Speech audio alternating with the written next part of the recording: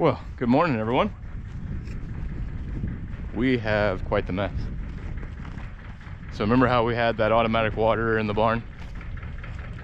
Great idea. But the sheep were apparently, I don't know, somehow they knocked it off and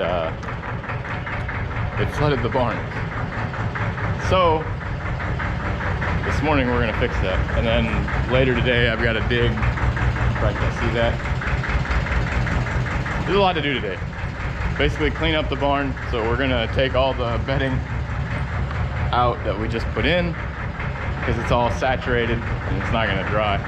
So we're gonna take all that out, put new bedding in. I gotta dig that down because I want to move that hydrant. I want it over closer to the wall. The middle of the barn is just not a good spot for it. It's a matter of time before it gets ran over. So it shouldn't be wet like that. It should look something like this. So yeah, we're gonna scrape all that out real quick. And then we're gonna go pick up some bedding.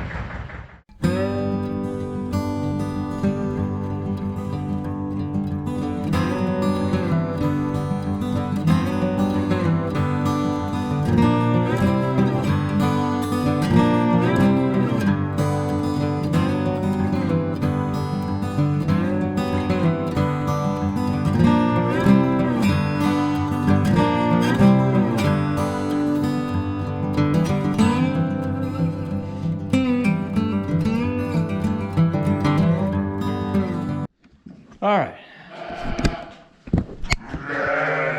all cleaned up.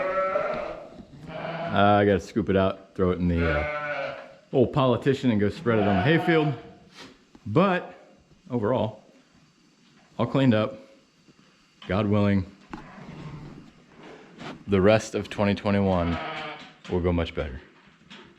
So not only did this thing flood this week, we had one of the lines under the sink in the kids' bathroom that apparently we've never taken it off or taken it apart. One of the lines was loose. Well, the cat, I left the sink open because I was working on something else.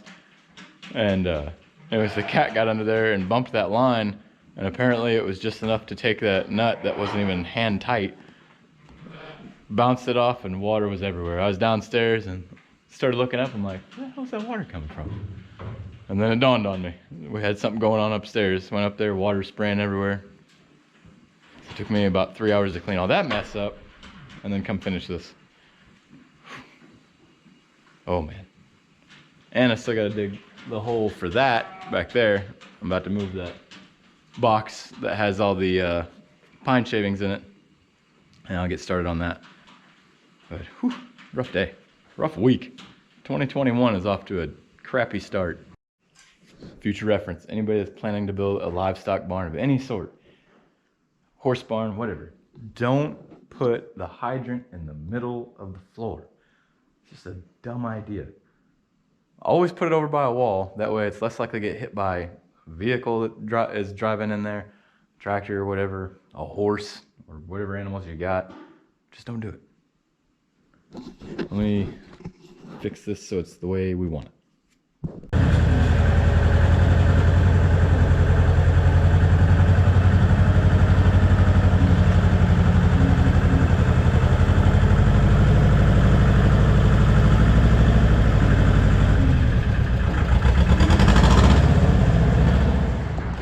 Tensions got a little high yesterday after doing this. The line, for whatever reason, it's sealed okay, and then I put another crimp ring on to help because it was just barely seeping. But that didn't stop it. It still kept seeping after I had everything ready to go in. So it's really aggravating. Anyways, I used the grinder, cut the brass rings off, and then cut a new piece of hose because I did tear the hose up, obviously cutting it with the grinder. But I was able to reuse the other fittings. Got everything set up, everything's back in the way it should be. Hose runs up and around on the barn, back down and then out. That way the sheep can't get to it again and undo it. Well, not undo it, but make it to where it comes off of whatever it's supposed to be on. 2021 is just off to a rough start. So we're gonna go ahead and scoop up all these political promises, get them in the politician, and get them on the hayfield. Change of plans. That mama right there just gave birth to twins. I can't wait. I need to get this done. So I think I'm just gonna put her in the pen over here.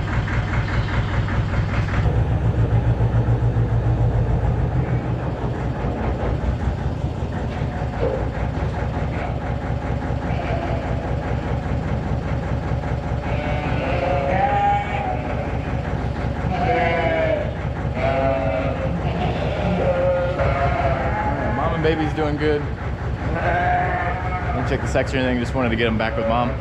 Make sure they get that time to bond. With me running around here, the tractor is not going to help them because everybody else is going to be running back and forth with them. All right, back to it.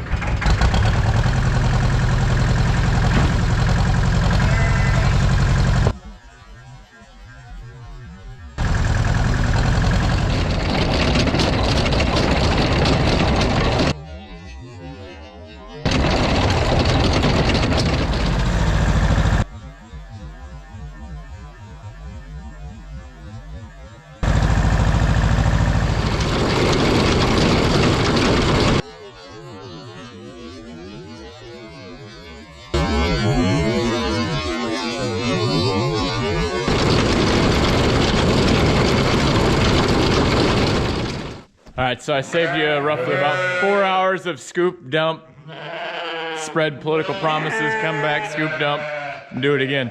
It's all done. I will say that when it's wet like that, it's a lot harder on the manure spreader. It really struggles to kick it out.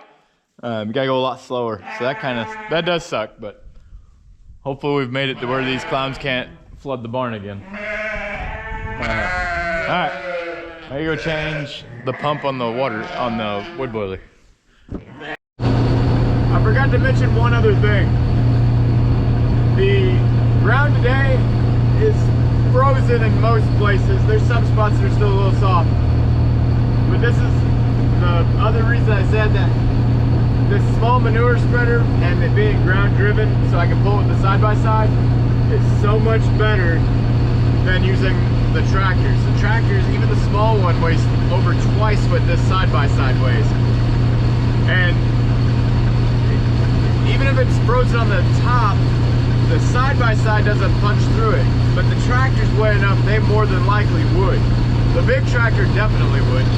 The little tractor, the 5020, it most likely would, especially after you drive through something a couple of times, it'd tear it out. So that is one thing I did forget to mention.